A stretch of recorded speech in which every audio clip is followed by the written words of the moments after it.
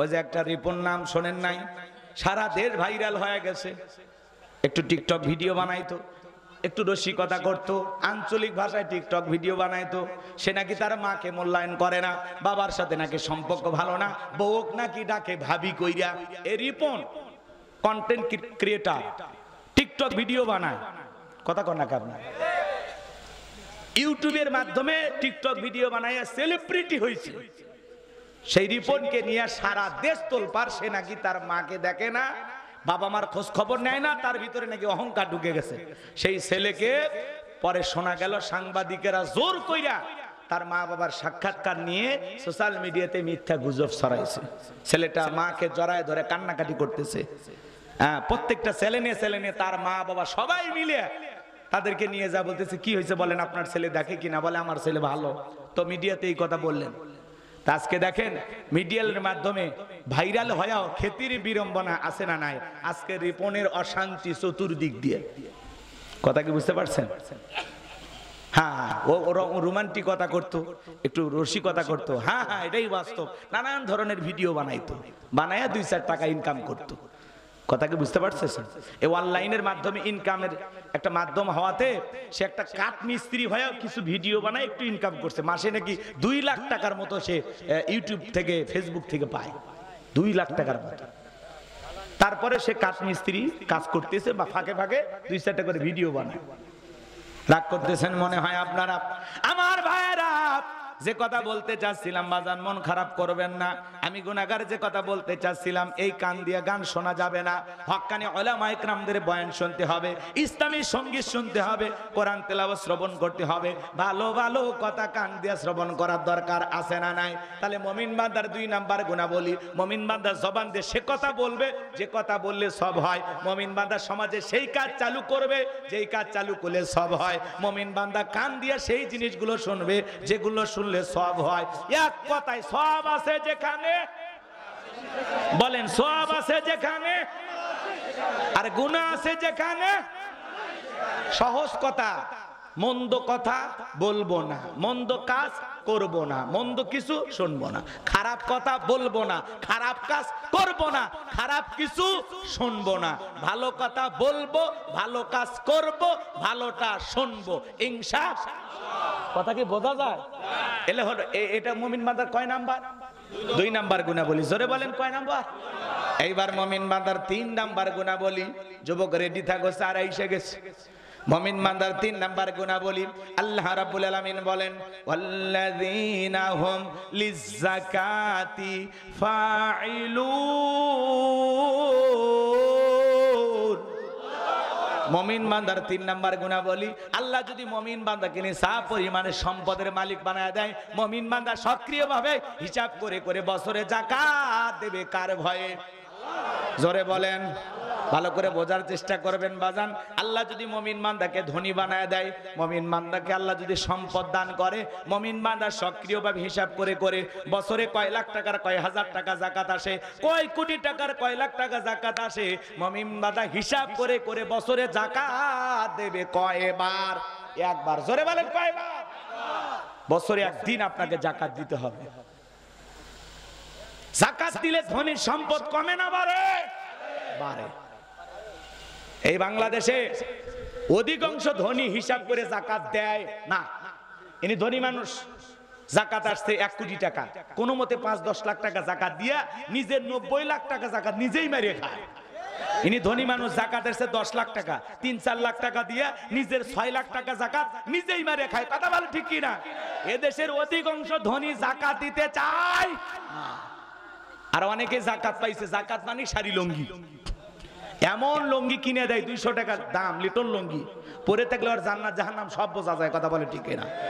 এমন এক শাড়ি দিলে মাত্র 300 টাকা দাম, যেই শাড়ি ধুয়ে দিলে শাড়ি না মশারি খুঁজে পাওয়া যায় না। এই বড় লোক এই শাড়ি তোর বউরে পরাবি। কথা বলে ঠিক কিনা? যাকাত মানে শাড়ি লুঙ্গি না। হযরত ওমর ফারুক রাদিয়াল্লাহু তাআলা আনহু বলেন, তোমরা যাকাতের অর্থ এমন ভাবে দাও যাতে ওই ব্যক্তি যাকাতের জন্য আর কারো দুয়ারে হাত না পাতে। বলেন আল্লাহু আকবার। এই ছেলেটা বেকার বসে আছে, যাকাতের 1-1.5 লাখ টাকা রে দেন, দেন 1.5 লাখ টাকা দিয়ে আটোয়ারি বাজারের একটা ব্যবসা প্রতিষ্ঠান ধরায় দেন, ছোটখাটো দোকান ধরায় দেন। আল্লাহ চাইলে 5-7 বছর ব্যবসা বাণিজ্য করে এই ছেলে নিজেও ভবিষ্যতে যাকাত দেবে। এই ছেলেটা বেকার বসে আছে, এর যাকাতের 1.5 লাখ টাকা দিয়ে অটো ভ্যান কিনে দেন, রিক্সা কিনে দেন, দৈনিক 500-700 টাকা ইনকামের একটা ব্যবস্থা হলো। এই মানুষটার বেকার থাকলো। একটা বিধবা নারী আসছে, শাড়ি দিয়ে কি লাভ, সেলাই মেশিন দেন, 2টা ছাগলের বাচ্চা কিনে দেন, 2টা গাভী গরু কিনে দেন, এগুলো লালন পালন করে ভাগ্যের চাকা ঘুরাবে। যাকাতের অর্থ দিয়া মানুষের কর্মস্থানের ব্যবস্থা করতে হবে। কথা বলে ঠিক না? আর সেই পদ্ধতি কিভাবে চালু করতে হবে? বাংলাদেশের অর্থনীতি যাকাত ভিত্তিক না সুদ ভিত্তিক? সুদ ভিত্তিক অর্থনীতি হালাল না হারাম? এই হারাম অর্থনীতি দিয়া কঠিন কালে বাংলাদেশকে কোন নেতা দারিদ্র মুক্ত করতে পারবে? বাংলাদেশকে যদি দারিদ্র মুক্ত করতে চান, যাকাত ভিত্তিক অর্থনীতি চালু করা লাগবে। কি ভিত্তিক? যাকাত ভিত্তিক। মানে শোনেননি কোনদিন মনে না? এটা আমার ওয়াজ। এই ওয়াজ করতেছে কে? আল্লাহ। তাই বলে ভাবেন না, উল্টা পাল্টা বুঝবেন না, ভিডিও দেখে আবার উল্টা পাল্টা ভুল ধারণা বিভ্রান্ত ছড়ায়। যাকাত ভিত্তিক অর্থনীতি চালু করলে মানুষের কল্যাণ হবে, মানুষ সবাই নিরাপদে সুন্দর খেয়ে পরে বেঁচে থাকবে। এই নিয়মটা দিয়েছেন কে? আল্লাহ। এটা আমি বলতেছি, কথা কি বুঝাইতে পারলাম? এই সমাজে যদি আপনি শান্তি ফিরাইতে চান, সকল মানুষের খাবার ক্ষুধা দূর করতে চান, খাবার নিশ্চিত করতে চান, সবাই খেয়ে পরে বেঁচে থাকবে, রাস্তার এপারে 10 তালা এই পারে গাছতলা, এর ব্যবধান যদি দূর করতে চান, যাকাত ভিত্তিক অর্থনীতি চালু করা ছাড়া বিকল্প কোনো পদ্ধতি খোলা না। অনেক নেতা আপনাকে স্বপ্ন দেখাবে আমরা দারিদ্র মুক্ত বাংলাদেশ গড়ব, এই কথা বলে না কেন?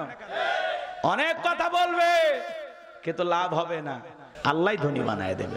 এইবার যুবক রেডি? তাকবীর হবে তো একটা, লিল্লাহি তাকবীর।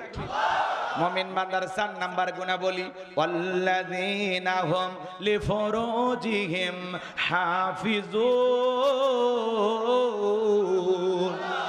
মুমিন বান্দার 4 নাম্বার গুণাবলী হলো নিজের যৌবনটাকে হেফাজত করা, নিজের যৌবনটাকে সংযত রাখা, নিজের যৌবনটাকে কন্ট্রোল করা।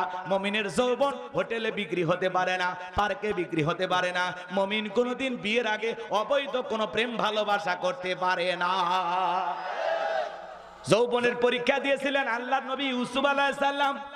জুলেখা একটা দুইটা নয়, প্রত্যেকটা দরজায় তালা মারছে, গোপন একটা কক্ষে নিয়ে গেছে, যা বলে দিলে বড় জ্বালা রে, পাঞ্জাবিওয়ালা হুজুর তো কিছুই বোঝে না, হুজুর সবই বোঝে, নারীর ছলা কলা বোঝে না।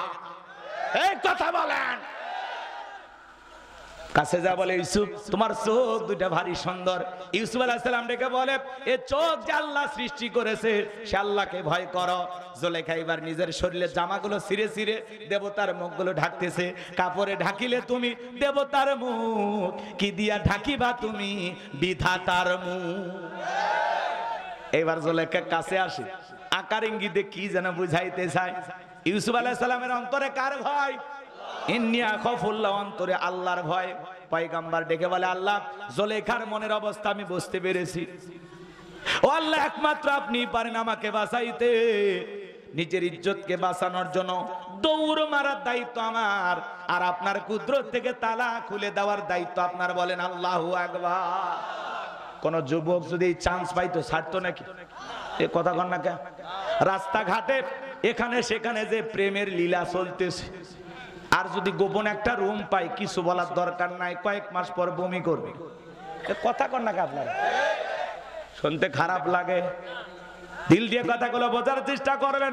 আল্লাহর নবী ইউসুফ আলাইহিস সালাম নিজের ইজ্জত আর সম্মানকে বাঁচানোর জন্য আল্লাহর উপরে তাওয়াক্কুল করে দৌড় মারলেন। আল্লাহর কুদরত থেকে প্রত্যেকটা দরজার তালা খুলে গেল। জোরে বলেন মারহাবা।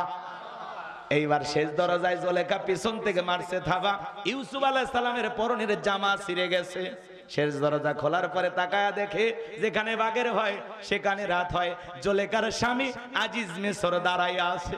স্বামীকে দেখা মাত্রই জুলেখা একা কান্নার অভিনয় শুরু করে দিল। কিছু কিছু মহিলা দেখেন না, কথা বলার আগে কান্দে দেয়, আমার কেউ নাই, কেউ নাতে বেঁচে আসু কৃষক, কথা বল না আপনার। কিছু কিছু মহিলা কথা বলার আগে কান্দে দেয়, ওরা কান্দে মামলা জিততে চায়। মেয়ে মানুষ কান্নাকাটি করে এত উল্টা পাল্টা কথা বলে, মানুষ মনে করে সব দোষ হুজুরের। কথা কয় নারীদের চক্রান্ত ষড়যন্ত্র বড় মারাত্মক। কথা কয় না গো। এই জুলেখা নেকা কান্নার অভিনয় শুরু করে দিয়েছে। ইউসুফকে ছেলের মতো দেখতাম, আজকে সুযোগ পাই ইজ্জতের দিকে হাত বাড়াইছে, আর মনে মনে বলে মরার স্বামী আসার সময় পাইলি না। কথা কয় যার বউ যত বেশি কাঁদে বুঝবেন ওর মনের ভিতরে তত ভেজাল আছে। কথা বলার আগে কান্দে দেয়, বউ ধমক দেবেন রে চুপ কাঁদবি না। ঘটনা কি হয়েছে আমারে খুইলা ক। তোর কথা শুনে যদি মনে হয় কাঁদা উচিত, স্বামী স্ত্রী একসাথে জামাত করে কাঁদা হবে। কথা বলার আগে কান্দে দেয়, চোখে মনে হয় মোটর বসায় রাখছে, টিপ দেওয়া হয় না। এ কথা কন না কেন? মেয়ে মানুষ একটু ফেসবুকে এসে কান্নাকাটি করতেছে আমাদের এক বক্তা ভাইয়ের বিরুদ্ধে। হাই রে কান্নাকাটি, মানুষ মনে করতেছে ওই মেয়ে ফেরেশতা, এর আগেও 2 বার ডিভোর্স হচ্ছে, হুজুর 3 নাম্বার স্বামী। তাহলে ওই মহিলা কি মনে করতেছে? হ্যাঁ হুজুর বাটি চালান দিয়ে ঘুরাবি। কথা কোন ঠিক কিনা? কবি হুজুর তোর যেহেতু ভাত আমি খামোই না, তোর ইজ্জত টানে নিচে নামামো। আপনি যতই নিচেই নামাতে চান, আল্লাহ যাকে ভালোবাসে কোন ষড়যন্ত্র করে লাভ হবে না। কথা বলে ঠিক কিনা?